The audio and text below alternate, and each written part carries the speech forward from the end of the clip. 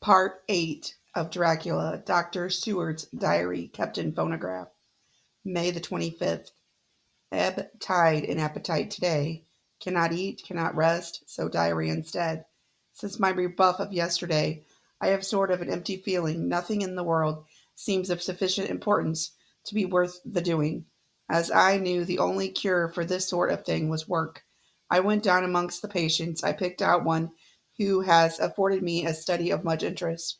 He is so quaint that I am determined to understand him as well as I can. Today I seem to get nearer than ever before to the heart of his mystery. I question him more fully than I ever had done, with a view to making myself a master of the facts of his hallucination. In the manner of doing it there was, I now see, something of cruelty. I seem to wish to keep him to the point of his madness, a thing which I avoid with the patience as I would the mouth of hell. Under what circumstance would I not avoid the pit of hell? If there be anything behind this instinct, it will be valuable to trace it afterwards accurately, so that I had better commence to do so therefore. R. M. Renfield, 59. Temperament, great physical strength, morbidly excitable, periods of gloom ending in some fixed idea which I cannot make out. I presume that the temperament itself and the disturbing influence end in a mentally accomplished finished, a formal, a possibly dangerous man, probably dangerous if unselfish. In selfish men, caution is as secure an armor for their foes as for themselves. What I think of on this point is, when self is the fixed point, force is balanced with centrifuge. When duty, a cause, etc., is the fixed point, the latter force is paramount, and the only accident or a series of accidents can balance it. Letter Quincy P. Morris to Hon Arthur Holmwood, May 25th. My dear Art, we've told yarns by the campfire in the prairies and dressed one another's wounds after trying a landing at the Marquise, and drunk hells of the shores of Titikia. There are more yarns to be told, and other wounds to be healed, and another health to be drunk. Wouldn't you let this be at my campfire tomorrow night? I have no hesitation in asking you, as I know a certain lady is engaged to a certain dinner party, and that you are free. There will only be one other, our old pal at the Korea, Jack Seward. He is coming too, and we both might want to mingle our weeps over the wine cup, and to drink a health with all our hearts to the happiest man in the whole wide world, who has won the noblest heart that God has made, and the best worth winning. We promise you a hearty welcome and a lovely greeting, and a health as true as your own right hand. We shall both swear to leave you at home if you drink too deep to a certain pair of eyes. Come, yours as ever and always, Quincy P. Morris. Telegram from Arthur Hallwood to Quincy P. Morris, May the 26th. Count me in every time. I bear messages which will make both your ears tingle. Art. Mina's Murray's Journals, July 24th. Whitby. Lucy met me at the station looking sweeter and lovelier than ever, and we drove up to the house at the Crescent in which they have rooms. This is a lovely place. The little river, the Esk, runs through a deep valley which broadens out as it comes near the harbor. A great viaduct runs across with high piers through which the views seem somehow further away than it really is. The valley is beautifully green, and it is so steep that when you are on the high land on either side, you look right across it unless you are near enough to see down. The houses of the old town, the side away from us, are all red roofed and seen piled up one over the other, anyhow, like the pictures we see of Nuremberg, right? Over the town is a ruin of Whitby Abbey, which was sacked by the Danes, which is in the scene of the part of Merriman where the girl was built up in a wall. It is a most noble ruin of immense size and full of beautiful and romantic bits. There is a legend that a white lady is seen in one of the windows. Between it and the town, there is another church, the parish one, round which is a big graveyard, all full of tombstones.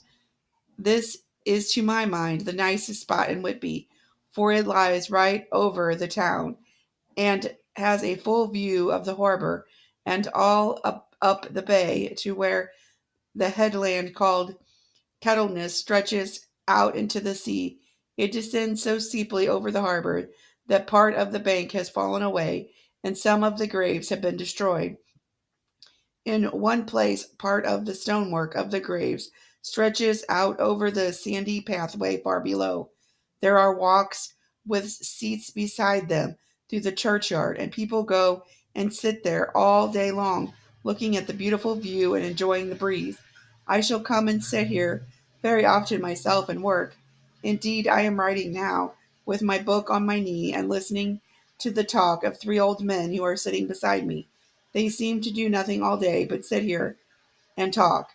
The harbor lies below me, with on the far side one long granite wall stretching out into the sea with a curve outwards at the end of it, in the middle of which is a lighthouse. A heavy seawall runs along outside of it. On the near side, the seawall makes an elbow, crooked inversely, and its end too has a lighthouse. Between the two pieces, there is a narrow opening into the harbor, which then suddenly widens. It is nice at high water, but when the tide is out, it shallows away to nothing, and there is merely the stream of the Essex running between the banks of sand, with rocks here and there. Outside the harbor on the this side there rises far about a half a mile a great reef, the sharp edge of which runs straight out from behind the south lighthouse. At the end of it is a buoy with a bell which swings in bad weather and sends in a mournful sound on the wind. There have been a legend here that when the ship has lost its bells and heard out at sea, I must ask the old man about this. He is coming this way. He is a funny old man. He must be awfully old, for his face is all gnarled and twisted like the bark of a tree. He tells me that he is nearly 100, and that he was a sailor in Greenland fishing fleet when Waterloo was fought. He is, I'm afraid, a very skeptical person, for when I asked him about the bells at the sea and the white lady at the abbey, he said very brusquely, "I wouldn't fish about them, miss. Them things be all wore out. Mind, I don't say that there never was, but I do say that there wasn't in my time. They be all very well for comers and trippers, and all the like, but not for a nice young lady like you. Them feet folks from York and Leeds, they be always eating and cured herrings and drinking tea and looking out to buy cheap jet would creed aught. I would wonder myself who be bothered telling lies to them, even the newspapers, which is full of fool talk. I thought he would be a good person to learn interesting things from. So I asked him and if he would mind telling me something about the whale fishing in the old days. He was just settling himself to begin when the clock struck 6, whereupon he labored to get up and said, "I must gang a g homewards now, miss. My granddaughter doesn't like to be kept waiting when the tea is ready, for it takes me time, for there be many of 'em, miss. I lack belly timber. Sarily by the clock." He hobbled away, and I could see him hurrying as well as he could down the steps. The steps are a great feature of this place. They lead from the town up to the church. There are hundreds of them. I do not know how many, and they wind up in a delicate curve, and the slope is so gentle that a horse could easily walk up and down them, and I think they must originally have been something to do with the abbey. I shall go home too. Lucy went out visiting with her mother, and as they were only duty calls, I did not go. They will be home by this. August the 1st. I came up here an hour ago with Lucy, and we had the most interesting talk, and my old friend and the two others who always come and join him. He is evidently the Sir Oracle of them, and I should think must have been in this time a most dictatorial person. He will not admit anything and down faces everybody. If he can't out argue them, he bullies them and then takes their silence for agreement with his views. Lucy was looking sweetly pretty in her white lawn frock. She has got a beautiful color since she has been here.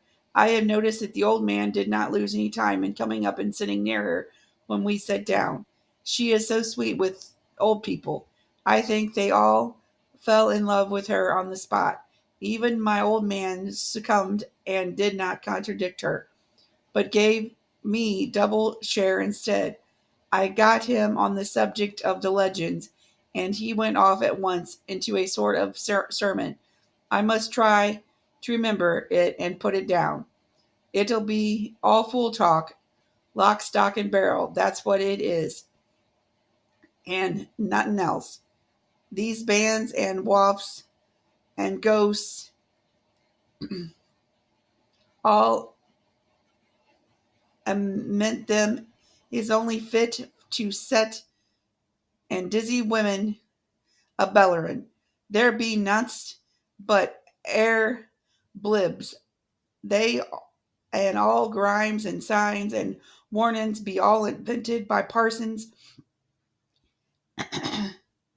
and railroad trotters to scare and get folks to do something that they don't other inclined to do. It makes me ear to think of them. Why, it's them they shall not content with printing lies on paper and preaching them out of pulpits. Does want to be cutting them on the tombstones. Look here, all around you, it what art you will, and they them steens holding up their heads as well as they can out of the pride, simply tumbling down with the weight. Oh, the lies wrote on them. Here lies the body, or sacred to the memory, wrote on all them, and yet in nigh half of them been no bodies at all, and the memories from them cared a pinch snuff about, much less sacred. Lies, all of them, nothing but lies, one kind or another, at the day of judgment, when they come tumbling out in the death sparks, all jump together to trying to drag their tombstones with them to prove how good they was, some of them trembling with their hands and dozed and slippering from lying in the sea. They can't even keep their group of them. I could see from the old fellow's self satisfied air and the way in which he looked round for approval of his cronies that he was showing off. So I put in a word to keep him going. Oh, Mr. Swallows, you can't be serious. Surely those tombstones are not all wrong. There may be poorish few not wrong, savin' where they make out the people too good, for there be folk that do think a bomb bowl be like the sea, if only it be their own. The whole thing would be lies. Now look you here, you came here a stranger, and you see this. I nodded, for I thought it better be assent, though I did not quite understand his dialect. I knew it had something to do with the church. He went on, that all these sterns be folk that be happen here. I sent it again. Then that be just where the lie comes in, where there be scores of these lay beds that be as old Dunn's back a box on Friday night. He nudged one of his companions, and they all laughed. And my Gog, how could they be otherwise? Look at that one. I went over and read Edward Spatula, master mariner, murdered by pirates off the coast of the Andes, April 1854, age 30. When I came back, Mr. Swalls went on. Who brought him home, I wonder, to hap him here, murdered off the coast of the Andes, and you his body lay under? Why, I could name you a dozen whose bones lie in the Greenland seas above. He pointed northwards, or where the currents may have drifted them. There be steens around ye. Ye can with your young eyes read the small print of the lies from here. I knew his father lost in the livery off Greenland, or Andrew Woodhouse drowned in the same seas in 1777, or John Paxton drowned off Cape Farewell a year later, or John Rawlings, whose grandfather sailed with me, drowned in the Gulf of Finland in '50. Do ye think all these men will have to make rush to Whitby when the trumpets sound? I have me aneurysms about it. I tell ye that when they got here, they'd be Jamin and Jocelyn one another. That way it'd be like a fight up on the ice in the old days. We'd when we'd be at one another from daylight to dark, and trying to tie up our cuts by the light of the aurora borealis. This will evidently local pleasantry, for the old man cacked over it, and the cronies joined in with gusto. But I say, surely you are not quite correct, for you start on the assumption that all poor people or their spirits will have to take their tombstones with them on the day of judgment. Do you think that will be really necessary? Well, what else be they tombstones for? Answer me that, miss. To please their relatives, I suppose. To please their relatives, you suppose. This he said with an intense scorn. How will it please their relatives to know that lies is writ over them, and that everybody in this place knows they be lies? He pointed to a stone at our feet, which had been laid down as a slab, on which the seat was rested, close to the edge of the cliff. Read the lies on this stuff, then, he said.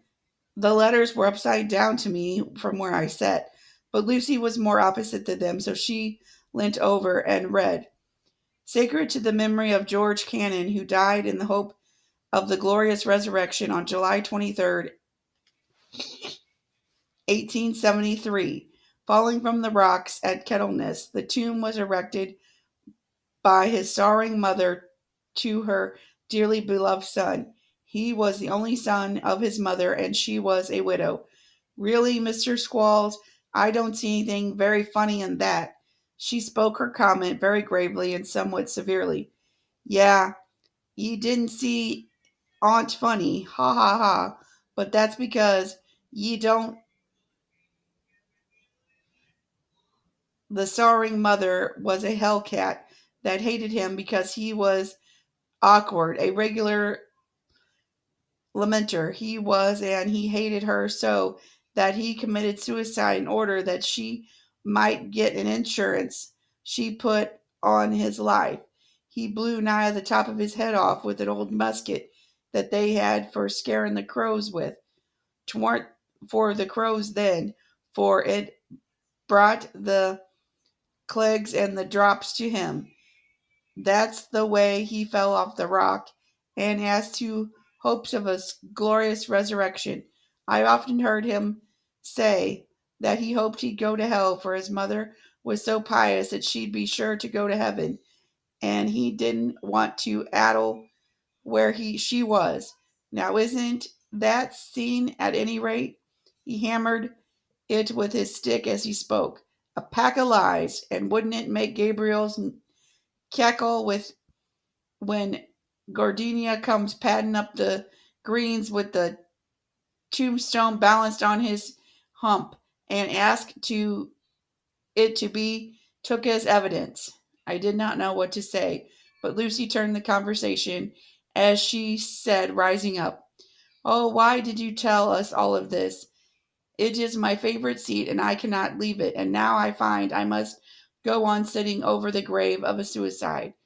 That wouldn't harm ye, my pretty, and it may make poor Georgie gladsome to have so trim a lass sitting on his lap.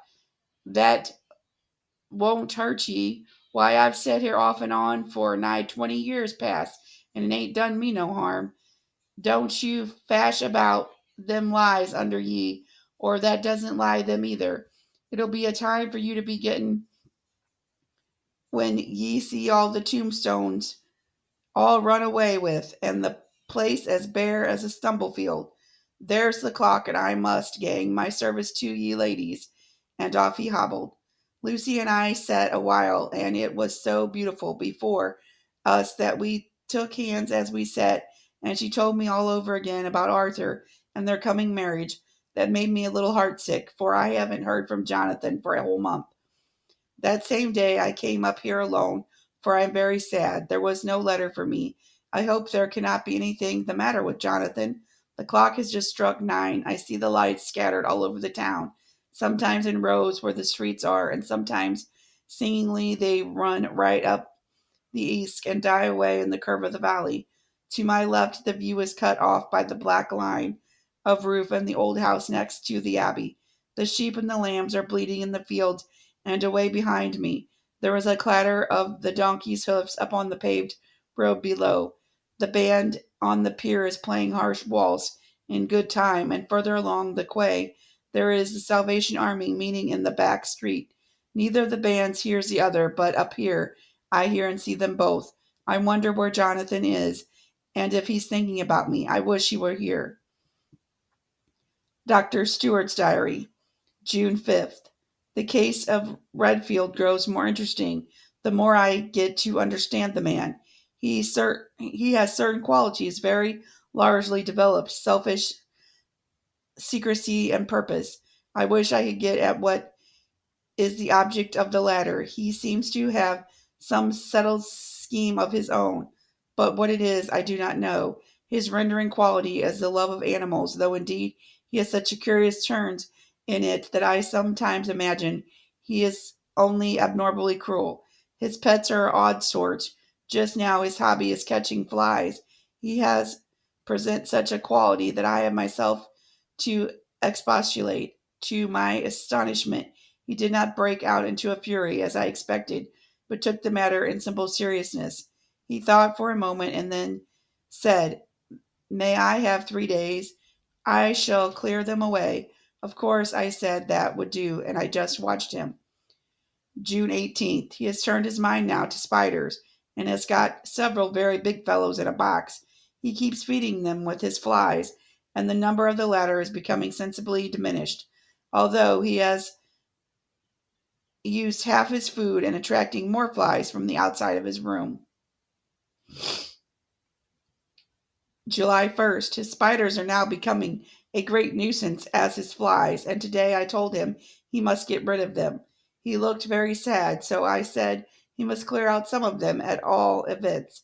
He cheerfully acquiesced to this, and I gave him the same time as before for reduction.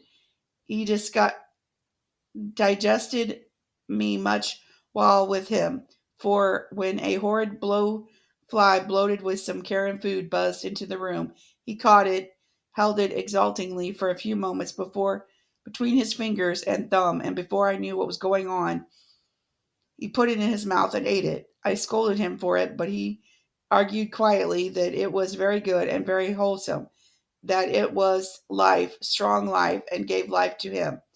This gave me an idea.